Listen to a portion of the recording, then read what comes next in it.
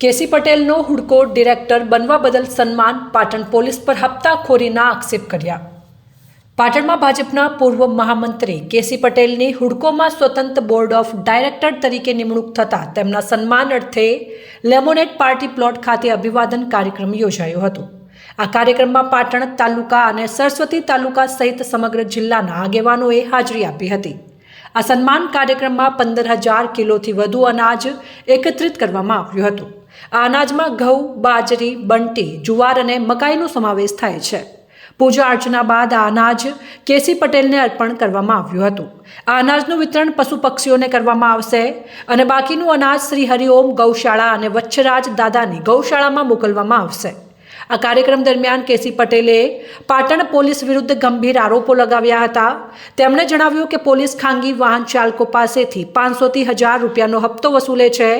આ કારણે બહારના વાહન ચાલકો પાટણમાં આવતા નથી અને વાહન ચાલકો ખરીદી માટે રાધનપુર, બેચરાજી અને મહેસાણા જેવા કેન્દ્રોમાં જાય છે।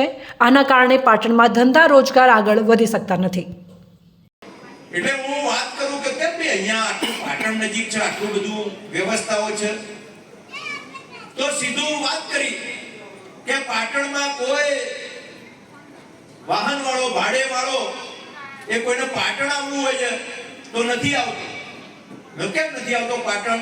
કે રાધનપુર જતો રહે, એ મહેસાણા જતો રહે, એ આવી રીતે બહુચરાજી, હારીજ આ બધા સેન્ટરોમાં જતો રહે, પણ પાટણમાં નથી આવતો।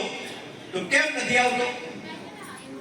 તો સામાન્ય મને લાગ્યું તો કે જે પાટણમાં આ જે ભાડે કરીને જે વાહનવાળા આવે છે ને એમને કેમ કે ભાઈ અમારે પાટણ ખરીદી કરવા જેવું છે, તું અમારા હંગાતે આવે, તો એ ના પાડે કે ભાઈ પાટણ નહીં, તમે બીજા ક્યાંક લઈ જઈશું। કેમ?